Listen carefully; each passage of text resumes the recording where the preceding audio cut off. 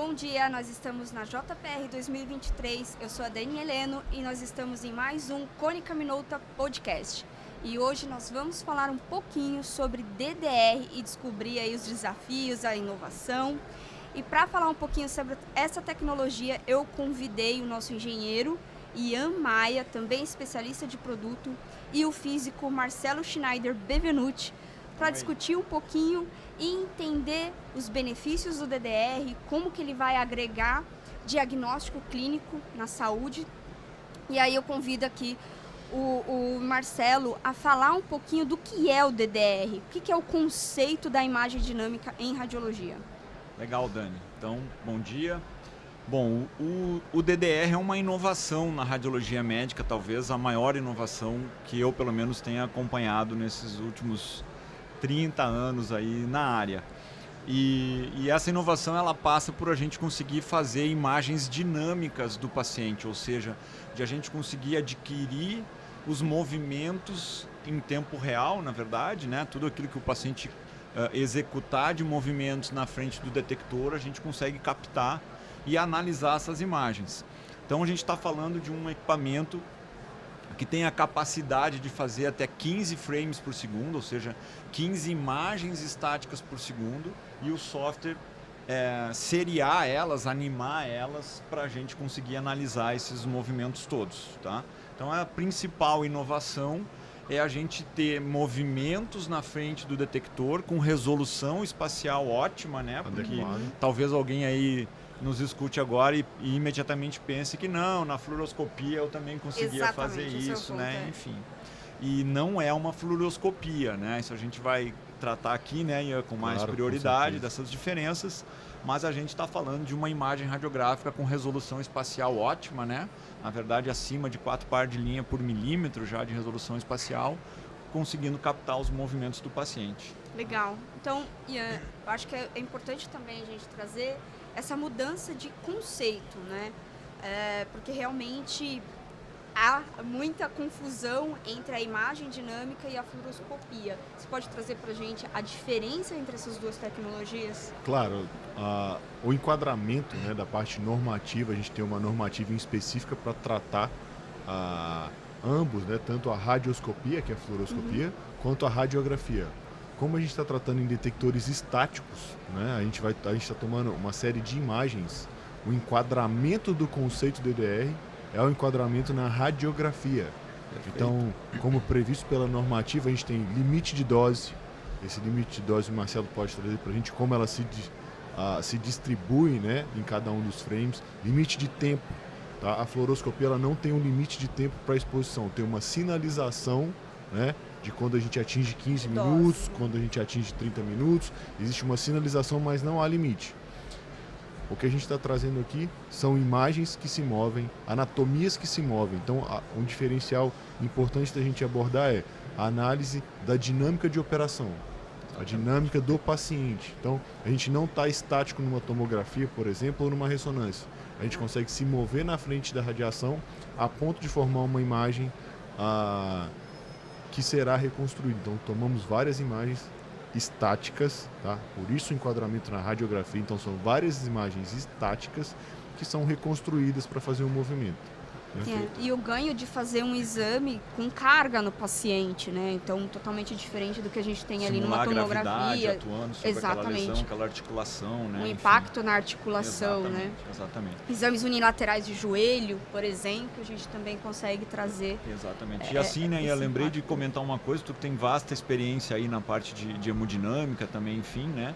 Mas lembrar que justamente a gente não tem limite de tempo de exposição na fluoroscopia, né? Exato. O equipamento sinaliza lá os 5 minutos para a gente mover o tubo ali daquela região da pele do paciente para não ter queimadura, não ter a radiodermite, né? Mas que nesse procedimento cirúrgico, dependendo da gravidade, dependendo do que acontece na cirurgia, realmente a gente não pode ter limitação de tempo na fluoroscopia. Claro, com certeza. O paciente vai ficar lá o tempo que precisar. E no caso do DDR, nós estamos falando de fazer diagnóstico, né? A gente nunca vai usar o DDR para fazer uma cirurgia. Tá? Então são, né, em termos de enquadramento. De enquadramento, é disso que a gente está falando. E, Marcelo, você tem estudado bastante, até dentro do time de PDI que você está inserido e com o time do Japão também, sobre as aplicações. E uma das aplicações que a gente traz muito forte para o DDR é pneumotórax, né? Eu queria que você trouxesse os benefícios do DDR para esse tipo de aplicação. Perfeito. Então, a gente tem no Brasil aí cerca de 10% da população brasileira cometidas por doenças pneumológicas, que é um número bastante significativo, né? E até então a gente, né, o primeiro exame do paciente com suspeita de uma doença pulmonar é sempre o raio-x, né? Raio-x AP e perfil do pulmão. Olha, é difícil achar quem nunca fez. Mas a partir disso entra em cena uma tomografia computadorizada, né, que vai continuar sendo, mesmo com todos os avanços do DDR, vai continuar sendo o padrão ouro de diagnóstico pulmonar, pelo tipo de aquisição, pela especificidade, né, daquele procedimento. Mas o que o DDR tem mostrado, e aí falando de pneumotórax, Dani, são capacidades diferenciadas em relação a uma tomografia. Tanto para um primeiro exame, que já se consegue, né, fazer diagnóstico de pneumotórax num primeiro exame com o DDR, quanto de acompanhar o prognóstico do paciente, né, depois de já ter um diagnóstico pela tomografia, da gente fazer uso do DDR. E lembrando que essa tecnologia está embarcada no mesmo equipamento de raio-x, né? Ou seja, aquele mesmo exame que eu vou fazer lá, faço 2 incidências, AP e perfil no paciente, e em seguida, se for escolha do clínico, a gente já pode rodar as imagens dinâmicas, porque essa tecnologia está embarcada no mesmo raio-x convencional, óbvio, com algumas diferenças do gerador, né, de software e também do detector, né, e aqui no caso do DDR é especial, né. Complementar, a gente já mencionou, né, quando a gente bateu um papo, até foi um feedback do próprio corpo clínico que nós temos, que é o olho humano, e claro que mais treinado para o clínico, ele identifica diferença, desvio, quando a gente tem movimento. Então o movimento ele acentua, né, qualquer desvio, qualquer padrão, qualquer diferença para um olho treinado. Então, o clínico com o olho treinado que faz exames de tórax, aí consegue laudar uma velocidade ímpar. Quando ele checa um desvio, ele checou um desvio numa imagem estática. Agora ele vai ter a capacidade, a possibilidade de entender esse desvio de anatomia em movimento. Então a gente torna também ainda, além de uma visão diferente, mais eficiente para a parte clínica, para o cuidado com o paciente. O cuidado do paciente avança, né, no sentido de tratamento, até por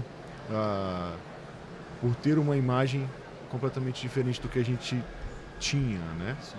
É importante, né, que as pessoas entendam que não é só o movimento do paciente, o médico vai botar o olho naquilo ali e os recursos terminam aí. A gente tem, no caso das aplicações pulmonares, uma workstation, né, associada a essa uma inteligência artificial, né? Inteligência artificial, e essas análises, além de visuais, que ajudam muito, né, na dinâmica, mas elas também são análises gráficas, que envolvem, não sei se a gente tem a imagem gráfica para mostrar. Que envolvem a análise, né, do movimento do pulmão direito, pulmão esquerdo, né? O Japão embarcou nessa tecnologia modelos respiratórios para a gente poder comparar, que é aquele gráfico lá em cima, vermelho e roxinho, seria de um movimento ideal do pulmão, né?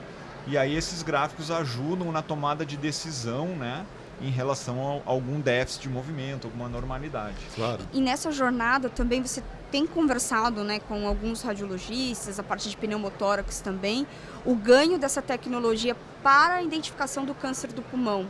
Né? Eu acho que é legal a gente trazer também esse tipo de patologia, né, para o raio-x, é totalmente inovador. Sim.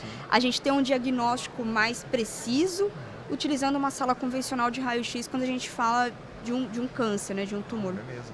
Assim, encontrar o tumor dentro do tórax, né, é uma coisa que o radiologista faz com muita habilidade, com muita segurança e muita assertividade. Mas as imagens dinâmicas permitem a gente entender o estrago que esse tumor está fazendo naquele movimento, naquela dinâmica respiratória do paciente. E essa é uma informação de qualidade nova para o radiologista e até para o paciente, né? Porque até um leigo consegue entender quando o pulmão direito e o pulmão esquerdo tem uma dinâmica completamente diferente, o que ajuda o médico a explicar, né, para o paciente não só a doença, mas também o tratamento e a melhora do tratamento, né? Lembrando que pacientes oncológicos não tem vida fácil, né? O paciente oncológico ele fica muitos anos num tratamento, né? Sofre com aquela doença. A família aí, junto, né? A parte psicológica também é afetada. E a informação, né? numa situação dessas, ela também ajuda no ânimo do paciente, no enfrentamento dessa doença, né? Então, todo esse cenário, o DDR tem feito uma atuação muito competente e é o que a gente anda lendo nos artigos científicos que chegam aí para nós. Né? Legal, bacana. Sim, até o acompanhamento pré-operatório e pós-operatório, né? Quando a gente faz aí um transplante de pulmão, a gente havia conversando, então assim, existe a possibilidade de a gente fazer a avaliação do pré-operatório, de como aquele pulmão está evoluindo, né? No pós-operatório, é possível checar na caixa torácica do paciente como é que estão os pulmões que foram implantados. Então a gente tem um avanço no cuidado com o paciente, isso aí por ser uma possibilidade de aplicação no leito. Então, exatamente isso que eu ia falar. É importante abordar, assim, claro que o pós-operatório ele vai ser acompanhado de um leito de UTI. E o equipamento, né, o conceito DDR aplicado ao equipamento adequado, ele vai ao leito para fazer esse acompanhamento, o que facilita muito a vida do médico, o que facilita muito a operação e que contribui para a evolução, para o quadro, né, o quadro clínico do paciente avance, né, no sentido positivo ou no sentido de uma nova tomada de decisão clínica. O implante pulmonar é uma situação bastante ímpar, né, e é bem mais difícil. Mas já a lobotomia, que é a retirada de uma parte do pulmão acometido por um tumor, por exemplo, já é bem mais comum. E a lobotomia também, né, quando a gente retira uma parte do pulmão, o DDR consegue dar uma informação fantástica, né, da evolução, de como foi aquilo na primeira semana, na segunda, um mês e tanto depois. E aí o clínico fica com uma informação mais clara, né, de que aquele medicamento, aquela situação no leito, enfim, já pode ir para casa ou não. Então, é um cenário bastante animador, né, do ponto de vista do diagnóstico, pensando no paciente lá na ponta. Né? E pensando assim, que o raio-x é raio-x há quantos anos, né? E pela primeira vez a gente está falando de imagem dinâmica e não é só numa sala de raio-x. Então a gente consegue colocar essa tecnologia, é um conceito, uma concepção, num raio-x portátil. Então a gente também consegue levar essa tecnologia no leito. Eu acho que aí a gente tem grandes ganhos, né, para a pneumologia quando a gente leva essa solução para o leito. Uma das aplicações que mais me impressionou, né, foi essa possibilidade da gente fazer no leito, né, uma análise da ventilação do paciente. Afinal, que condição esse paciente está respiratória. Até então, e existe um exame para isso, né? A gente tem que pôr o paciente dentro de uma câmara hiperbárica, uma equipe grande, e normalmente esse paciente que está gravemente acometido de uma doença pulmonar é um paciente que a gente evita tirar né, lá do leito, certeza, movimentar ele. Exato, né? Alguma É muito infecção hospitalar. Muito frágil. E aí basta encostar o raio-x móvel lá no leito desse paciente, realizar o exame, né? Claro que tem que ter um cuidado, o paciente vai ter que respirar sentado, né? Mas quando a gente consegue fazer essa aquisição dinâmica do tórax do paciente, a gente consegue obter um resultado, inclusive com uma eficiência, uma eficácia superior ao exame da câmara hiperbárica. E isso é um resultado que impressiona muito quando a gente conversa com os pneumologistas. Claro, a ventilação mecânica ela é um desafio, né? A intubação por si só, o processo por si só, hoje, né, a ventilação mecânica ela evoluiu muito, com certeza, então a gente tem módulos ventilatórios mais confortáveis e aí, até para ser assertivo no módulo ventilatório do paciente, a gente consegue fazer uma análise pelas imagens formadas pelo DDR. Então, intubou, colocamos a ventilação para rodar, raio-x dinâmico, vamos ver se essa ventilação realmente está adequada, né? Vamos evitar trauma para o paciente que já está numa situação que precisa de um cuidado intensivo. A gente consegue checar até o conforto do paciente na ventilação mecânica. Então, a expansão, né, a distensão do pulmão. Eu acho que, né, a gente falou bastante de pneumologia, mas os nossos atletas aí de plantão devem estar se perguntando como que o DDR vai nos ajudar na parte de ortopedia. eu acho que é outro ganho, né, Marcelo? A gente Enorme, tem enorme. falado bastante com o mercado do Brasil e tem visto até nos Estados Unidos, né, um grande avanço na parte de ortopedia com o DDR. Eu acho que vale a pena a gente falar um pouquinho sobre o DDR e os grandes avanços e entrega de diagnóstico mais preciso na ortopedia também. Os Estados Unidos teve uma rampa de aprendizado muito rápida em relação ao DDR na parte ortopédica, porque os Estados Unidos, né, além de ter um investimento gigantesco nos esportes, tem lá 2 especialidades que demandam, né, que podem solicitar o exame de raio-x, que aqui no Brasil a gente não tem, ou pelo menos não tem isso difundido, que é o fisioterapeuta e o próprio quiroprata. O que conduz, né, a experiência dessa nova tecnologia, dessa nova modalidade de diagnóstico por imagem de uma forma muito rápida nos Estados Unidos.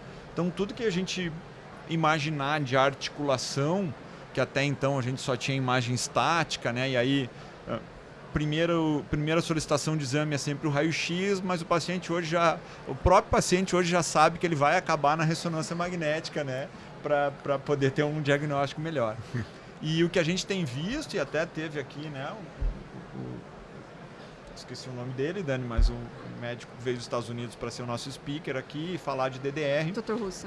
Exato. Exatamente. Abordou, né, uma série de doenças, pelo menos eu vi 4 ou 5 doenças que ele relatou, que não eram possíveis até então serem diagnosticadas só com raio-x convencional, estático, e que agora eles estão aprendendo, né, a monitorar e a diagnosticar doenças articulares, né? Eu dei um exemplo de uma doença do cotovelo, outra do ombro, né? Enfim. Então, está sendo um campo de estudo de inovação e o benefício é do paciente, né? Tanto se é um conceito, né, que a gente abre um leque de educação. A gente volta para o pilar educação. Então, assim, é o conceito que foi desenvolvido. Um conceito tem várias aplicações, então assim, a gente vai se desmembrando, né, a aplicação em vários pilares. Então, tem a aplicação pulmonar, tem a aplicação da ortopedia, tem. Qual outra aplicação que nós vamos buscar? Então, como é um conceito novo, ainda tem uma colaboração, margem. né? Porque nesse momento a gente está com o nosso time de pesquisa e desenvolvimento e inovação, o time de produto, marketing e clientes, né, trabalhando em colaboração para entender até mais do que a tecnologia possa entregar, além dos artigos, white papers e todo o material científico que a gente tem no Japão e também desenvolvido nos Estados Unidos. Então a gente acredita realmente que de tudo isso que a gente tem falado e já mapeado como benefícios do DDR, a gente também tem um bom caminho de desenvolvimento e de novas descobertas. Com certeza. E clínicas, né? Até aqui na JPR, né, Dani? Quando a gente para ali, o radiologista ali na frente do equipamento. A gente tem um input diferente, né? Um insight. E assim, tem radiologistas com 40, 45 anos de experiência olham a imagem dinâmica e ficam surpresos, né? Surpreendidos, né? Com o resultado que eles estão vendo ali naquele momento, né? Então isso nos mostra o impacto, né, dessa nova tecnologia no mercado médico. Impressiona, né? Impressiona bastante. Impressiona bastante. Né? Mas a gente falou bastante de oportunidade do DDR, acho que vale a pena também a gente conversar um pouquinho sobre os desafios que nós vamos encontrar. Inevitavelmente novas tecnologias disruptivas como PET-CT, tomossíntese. Até hoje se tem discussões sobre reembolso e como vai funcionar isso na prática, né, quando a gente coloca a solução ali nos nossos clientes. Eu sei que você já trilhou uma jornada para tentar entender um pouquinho mais sobre a parte de reembolso dessa tecnologia, e eu queria que você compartilhasse com a gente. É sempre assim uma ansiedade, né, quando chega uma nova tecnologia no mercado, a gente imaginar como que isso vai ser monetizado, né? E por incrível que pareça, o Brasil tem alguns caminhos bem definidos. Eu digo por incrível que pareça porque a gente tem aquela síndrome de vira-lata, né? E ele sempre achar que aqui é mais difícil, né? Mas não, o Brasil é muito bem organizado nessa situação do reembolso, até porque tem diferentes situações de reembolso no mercado brasileiro, né? Até, né, Dani, estou me acompanhando esse caminho e como foi difícil explicar para o Japão como como que a medicina brasileira funciona, porque a gente tem, né, o registro, SUS, né, e isso, tudo. A gente tem o SUS remunerando, né, os hospitais e até remunera empresas privadas que atuam na área, né, que podem comprar como prestadores de serviços do próprio SUS. A gente tem as empresas, os planos de saúde, né, que compram serviço de clínicas radiológicas ou de hospitais. A gente tem as grandes operadoras, né, que dominam a cadeia toda, né, que tem desde os clínicos no seu time, passando por toda a rede hospitalar, e aí a radiologia está no meio disso. Recentemente, aí, talvez não tão recentemente, mas a gente tem as clínicas populares, né, que às vezes nem são médicos à frente do negócio, né, mas que encontraram dentro do cenário brasileiro uma forma de atuar e atuam com muita competência hoje também. Então, como que esse reembolso se dá com uma nova tecnologia? A gente tem a tabela da CBHPM, que norteia todos os procedimentos médicos, né, e norteia de forma muito criteriosa, né, são comissões científicas, comissões médicas científicas que têm a capacidade e habilidade de estudar novos métodos, e aí eu estou falando desde um procedimento de agulha, né, até um PET-CT, né, passam por avaliações... Cirurgias mais complexas, tudo está lá. E essas avaliações levam em conta a complexidade do procedimento, né, o custo da operação daquele procedimento, enfim. E na radiologia a gente já teve há muitos anos digamos assim, uma avaliação criteriosa sobre esses custos, e a gente tem as incidências aqui numa tabela enorme, na verdade, né? Cada uma das incidências do raio-x tem um valor associado. E eu já encontrei, e a gente já tem discutido isso, né, Dani? Já encontrei códigos que o DDR já pode operar encaixa, né, com esses códigos. O que não significa dizer que nós vamos ter que caminhar para obter um código específico para a imagem dinâmica, que isso inevitavelmente vai acontecer. Mas hoje, se a gente já quiser trabalhar hoje com a tabela da CBHPM, o DDR, e aí é um pensamento meu, que eu, né, ninguém está livre de errar, mas é um pensamento meu, eu penso que o DDR seja a maior oportunidade de trazer uma rentabilidade, de aumentar o ticket da sala de raio-x, né, Dani? Porque eu vou pedir lá um raio-x de coluna, 5 incidências, vou pedir lá incidências adicionais, que também já é um código da tabela aprovado, né? E eu posso também ampliar, né, conversando com o próprio clínico lá na ponta, de ele pedir mais coluna dinâmica, que também é um código que também já é um código, né, existente. E aí a gente tem a possibilidade de fazer um exame que vai te trazer um diagnóstico mais preciso, exatamente, né, do que um exame de coluna convencional que a gente tem no dia de hoje. Exatamente. O benefício é do paciente, esse valor está ali, vai subir um pouco o ticket da radiologia, o que compensa o investimento. E acho que essa cadeia ela já está mais ou menos preparada para a gente avançar com agilidade nesse quesito. Mais estruturada. Então, né, quando a gente fala de empreender no Brasil, ele é um desafio. Quando a gente olha isso para o mercado de radiologia, ele fica mais complexo. E a gente vê aí um cenário, mesmo que desafiador, mais otimista. Para que a gente consiga trazer rentabilidade para uma sala de raio-x e um diagnóstico muito mais preciso, né? Perfeito. Então, a gente está unindo aí duas vertentes que são grandes desafios no cenário, né, da saúde do Brasil. Então é um otimismo. Né? A questão do enquadramento de um novo conceito, né, precisa de diretriz, alicerce, e são esses enquadramentos que a gente vem buscando para o enquadramento aqui. Então já foi enquadrado no FDA, já tem disponível, já tem esse reforço positivo. Desenvolvimento japonês, que tem um critério, um rigor clínico, muito grande, né? A parte clínica muito bem desenhada. E aí, o enquadramento para o Brasil, apesar de todos os desafios, vem como bom caminho, vem como oportunidade. O reforço clínico, né, de importância, não havia visto ainda, é novo. Então, imagino que trazer uma nova tecnologia para um radiologista de 45 anos é uma coisa que brilha aos olhos, né? E vai encantando. Então a gente tem visto uma sequência de encantamentos por uma diferença, um novo conceito, um lançamento oficial, né? Um outro passo à frente. Eu acho que depois dessa conversa, assim, bastante gente deve estar interessado em falar com a gente sobre ROI. A gente já tem todas essas estruturas feitas, mas vai surgir algumas dúvidas. eu vou tentar antecipá-las por aqui, é o que o meu raio-x precisa ter efetivamente de diferente. Eu preciso de uma potência maior? O que eu preciso nesse equipamento? Tem que ser estativa de teto? Tem que ser uma parte mecânica muito robusta? O que nós estamos falando aí de solução de raio-x para acomodar esse conceito do DDR? Então, Dani, aqui na feira a gente está mostrando duas plataformas, né? O KDR, né? Que é um raio-x pendular. Ou UARM, né? Ou UARM, exatamente. E que, nossa, é muito fácil de demonstrar os benefícios dele, né? Uma sala menorzinha de raio-x, o conforto das exposições. E, assim, também a gente tem que entender que vai haver um esforço, né? Já está havendo um esforço e muita coisa já está definida. Não existem esses posicionamentos do DDR no Bontrager, por exemplo, né? A gente tem que criar o movimento do paciente na frente do detector. Exatamente. Então, as plataformas, elas têm uma tendência a pensar nessa ergonomia diferente para a realização do exame. Tá? A segunda plataforma que já está aqui bem definida é o MKDR, que é o raio-x móvel, né? Mas aí pensando leito, né? Quase que exclusivamente na aplicação pulmonar.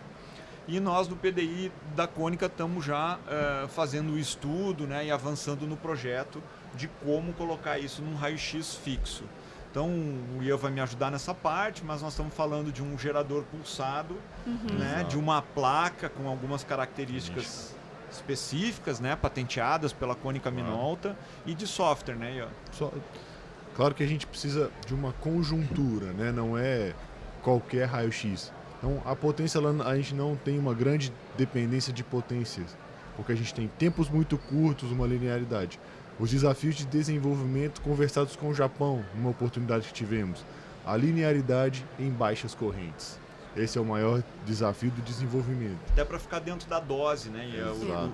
Houve uma preocupação muito grande nesse desenvolvimento de não estender, de não alargar a dose da sala de raio-x por questões regulatórias, né? E também por questões de segurança, obviamente. Então, as imagens individuais, elas são feitas com um MA muito baixo, né, Ian? Porque são exposições muito rápidas, 15 disparos em 1 segundo a gente consegue fazer, né? E isso acaba limitando bastante aí a demanda de exposição. E aí, puxando esse desafio, o que é componente obrigatório? É bastante simples. A ergonomia do seu sistema, ela não impacta, ela vai impactar no posicionamento, ela vai impactar nas visualizações. Mas a aplicação, né, o conceito DDR, ele depende de 2 fatores. Um gerador com condições de fazer pulsos, ou seja, um gerador pulsado, e um detector, que é uma patente, é um desenvolvimento nosso, que não é um detector dinâmico, é um detector estático, que tem a capacidade de, na mesma janela de aquisição, tomar várias imagens. Então o detector, ele abre uma janela maior, uma janela de tempo maior, exatamente. Então essa janela de tempo maior preserva os frames e o detector toma uma imagem por imagem nos 15 FPS. Então a cada milissegundo a gente vai ter uma imagem completa sendo construída. Um slide que mostra a aquisição de frame, tem? Talvez seria...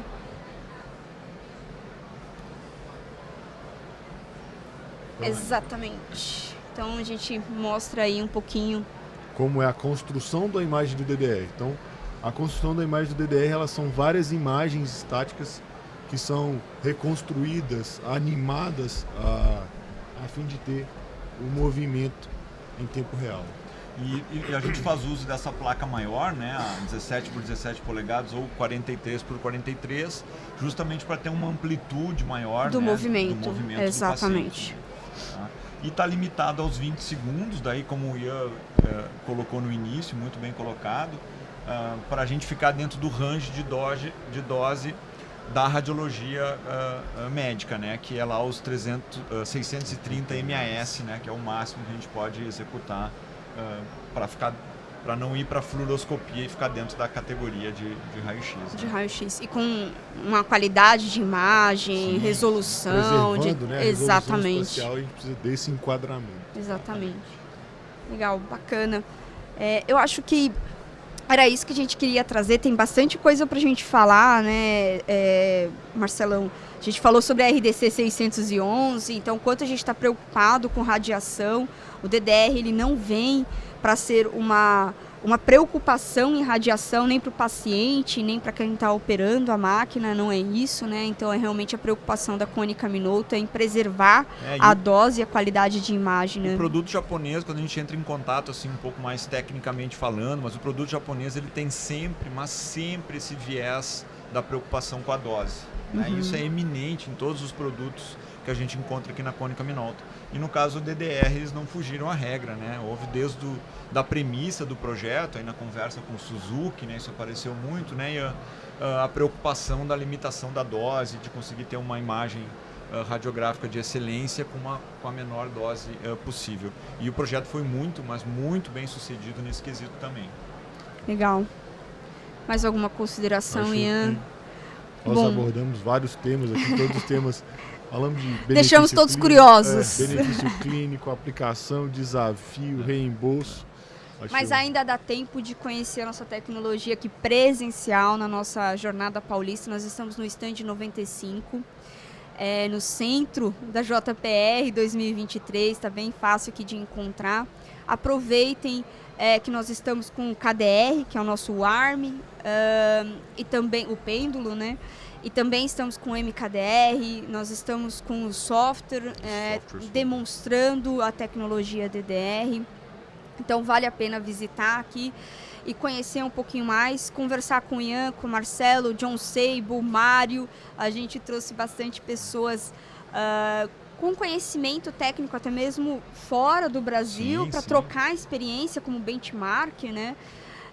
Então fica aí meu convite para conhecer um pouquinho mais sobre o DDR e agradecer aqui a presença do Ian e do Marcelo, não só nesse podcast, mas também na Ilha da Inovação, onde a gente levou as nossas tecnologias e atendendo aqui todos os nossos clientes com muito carinho e atenção a cada demonstração da nossa tecnologia. Obrigada. Obrigado, gente. Obrigado. Valeu.